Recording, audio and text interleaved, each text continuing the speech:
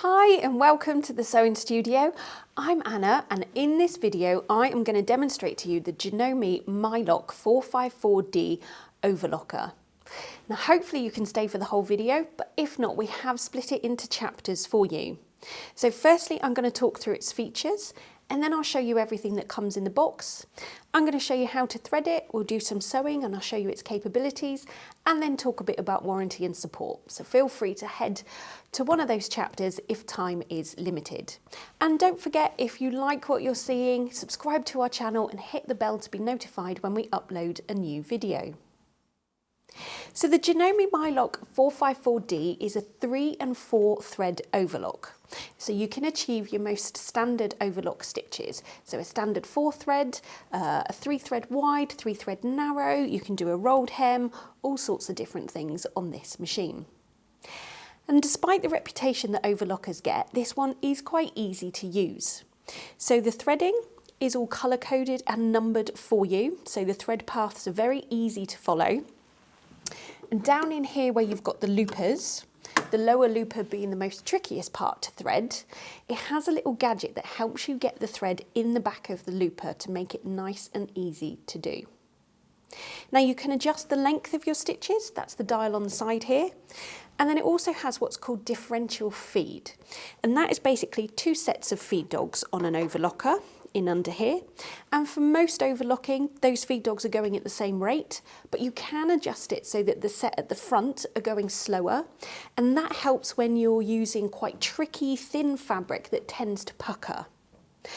The other way around, you could make the front teeth go faster, and that helps when you're using a really stretchy fabric that tends to kind of stretch and wave as you're sewing. So because the front one's going faster, in effect you're getting a gather, which you could do if you wanted to, but when it's with the stretch fabric that ripples, it helps to counteract that rippling to give you a much neater result. You've got your knife in here to cut your fabric as you're going, but if you don't want to do that, inside here, you've got a little gadget where you can quite simply retract that down. You can also change the width of the cut, and that's with this dial here. So it's just moving along to change the size of your seam. And if I pop this back up, you've also got guides on the top here to help you with your seams and getting accuracy. With the presser foot, you can adjust the pressure that's applied on here, and again that's really good if you're using something lightweight that can get chewed up on the teeth. You can slacken the pressure of this foot off and then it will glide quite nicely underneath. Likewise, if you're doing something heavier, you can slacken the pressure on, add pressure on, and then that will help to feed that through nice and neatly as well. Now in terms of what comes in the box, the machine will arrive like this with some spools of thread to get you started. There's just a bit on there really, as I say, to get you started. And then it'll also have the standard foot already on the machine and some spare needles as well as some tools. And then you've also got your power lead and foot control and an instruction manual as well. So let's get down to business. I'll show you how to thread the machine and we'll do some sewing. When threading, you want to start from the right and work your way towards the left. So this is the path for the lower looper. Just get that down. That's this one in here, and it's coloured green. So to make life easier, I've used a green thread so that you can see the elements of the stitch when we do some sewing. So you just take your thread and pop it from the back to the front through that first hole, and then again from the back to the front to the second hole. And this piece up here just stops the threads getting tangled. And then you want to just pop it in underneath that little guide there. And then at this point, you want to make sure that your presser foot is in the up position so that the tension discs are open, so the thread can sit in between those. Come down and then in between that guide there. So down here, you'll notice there is a picture that shows you where the thread paths need to go. And then there's coloured dots that show you as well. So we're following the green. So I'm going to go in behind that one, in through this one here, and then in through that one there. Now there's 2 more points that we need to thread, which at the moment you can't see as they're on the lower looper, and at the moment it's fully inside the machine. So you just want to turn the hand wheel so that it comes out as far as it can. This is the lower looper here. And then this guide here has an arrow going up that way. So you just want to flip that up, and you can now see there's green there for the guide we need to put the thread in. And this one up here, there isn't a green dot on here, annoyingly, but it does need to go in that one as well. So we just pop it in and around that one, and then in and around, oops, that one, and then just pop that back down, and the thread is now sat at the back of the looper where it needs to be.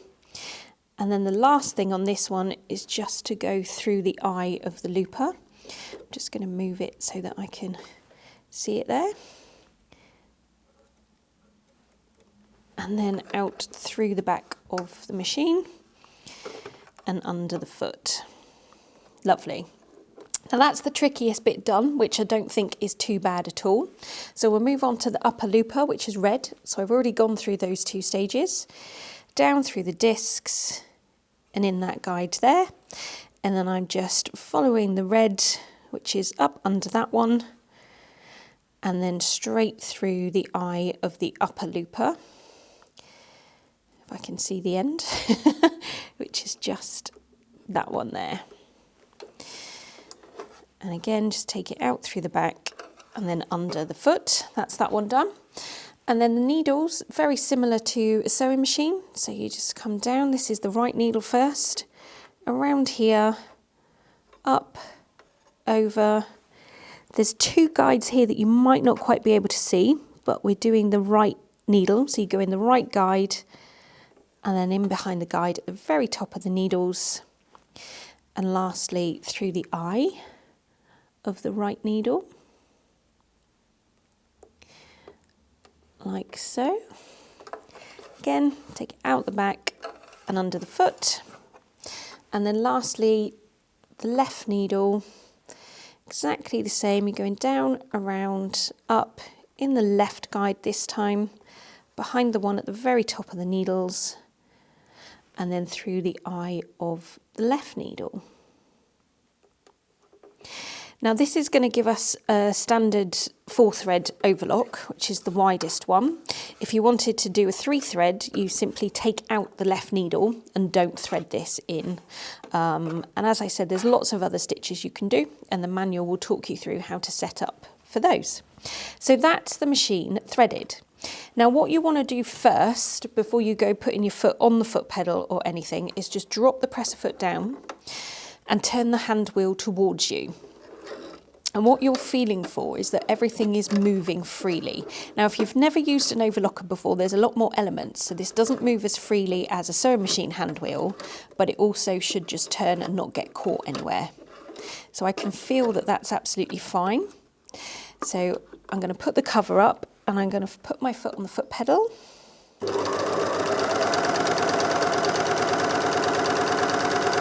Whilst guiding my threads out, and I can see that they're looping as I would expect. So I'm going to grab some cotton. I've got 2 layers of cotton here, and you always want to sew a test piece before you embark on your project to make sure you're getting the result that you want. Now I tend to always start with my tensions on 4 and then make a start sewing. So you just want to raise the presser foot slightly, put it in underneath as far as you can.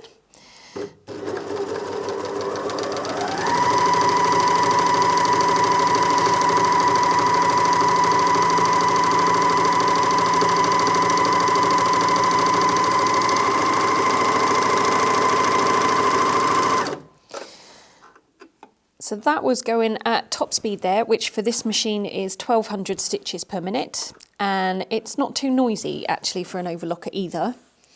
So that's our overlock stitch, and I can see how I can see the lower looper thread there. So you've got your yellow, I couldn't think of the colour there, the yellow and your blue are your 2 needles. And then you've got the red thread, which is your upper looper, and then the green thread, which is your lower looper. And what you're aiming for is for both of the loops to interlock neatly on the very edge of the fabric. So the lower looper is too loose, so we need to tighten that up.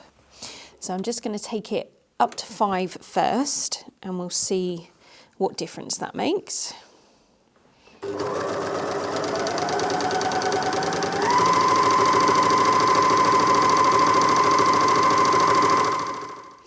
So that's improved it a little way, but it's still quite a bit baggy there on the end. So I'm going to go one more, and actually looking at it, the upper looper is coming off the edge as well. So let's put them both to 6, and then I'm going to go again.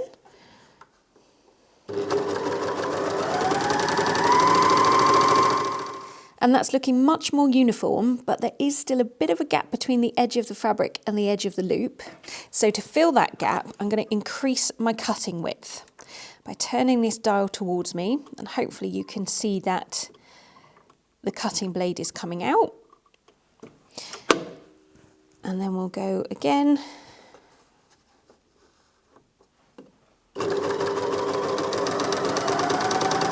And there we go, that's what you're aiming for. So both of the loops to interlock right on the very edge of the fabric. Now the settings for the cotton may now not be the same when we switch to a different type of fabric. So I've got some denim here, which is as stable as the cotton, but it's thicker. So let's just try it first, and we'll see what it looks like with the same tensions as for the cotton.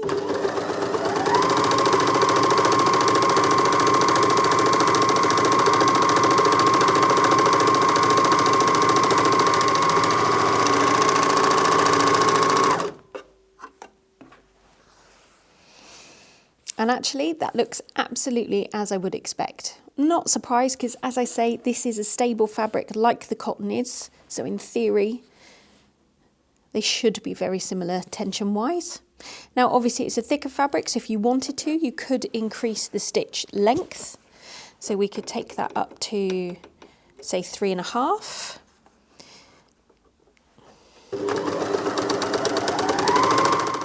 And that's sitting flatter now. It was okay with this one. I'll just turn that around so you can see.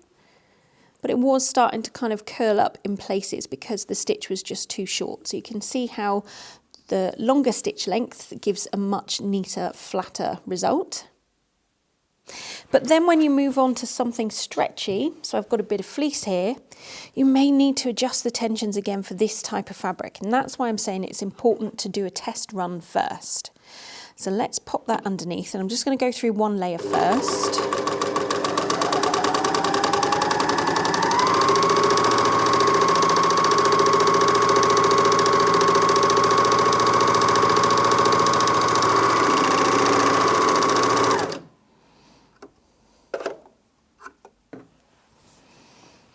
And as it happens, it's actually done a really lovely job on this material. You know, it's got quite a bit of stretch to it, but it's sitting nice and flat, and the same settings that I had for the denim, and that's just coincidental. I've not planned this out beforehand at all, are fine for this stretch fleece. And again, your loops are interlocking just on the very edge of the fabric. So if we bulk this up then, and go 2 layers. I'm not going to cut this time, so I'm going to push that in to retract the knife, close it up, and then I'm using the edge of the foot here as my guide, right there. So now I don't have the blade in, I can raise the presser foot and push it in a bit further. And you can use this as well, that's the very edge there, so just to make sure that you're looping over the end when you're not cutting.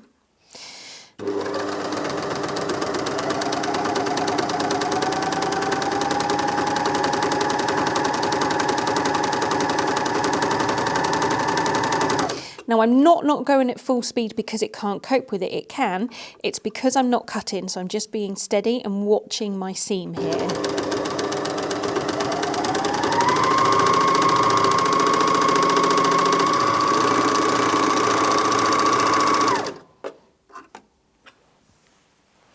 Now with that double thickness, you can see it started to get some rippling in there.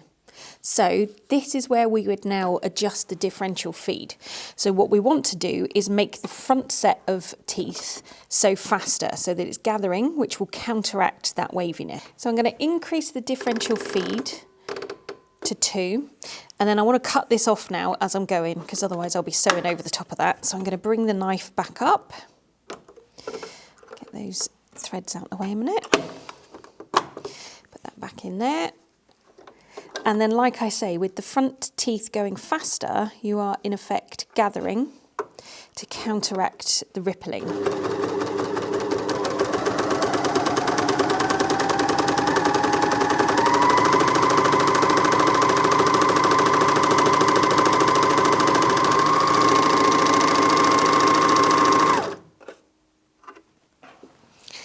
And there you go, you can see how that's now sitting much flatter and it gives a really nice result. So that's how you would alter your tensions and your settings on your machine to get the best results from your different types of fabrics. So this machine comes with 2-year warranty, and in the box you'll find this leaflet that explains the warranty to you in terms of what's covered and what's not covered. And with Janome you have the option to extend the warranty to 5 years if you want to, and there's also this card in there that shows you how to do that and how to register your machine with Janome. And don't forget, we're here at the Sewing Studio for any help or support that you might need with your new machine. So I hope at this point now I've been able to demonstrate to you just how easy the Janome MyLock 454D Overlocker is to use, and that you've decided it's the right machine for you. If so, head on over to our website and grab yours now. Delivery is fast and it's also free. Thanks for watching, and I'll see you again soon.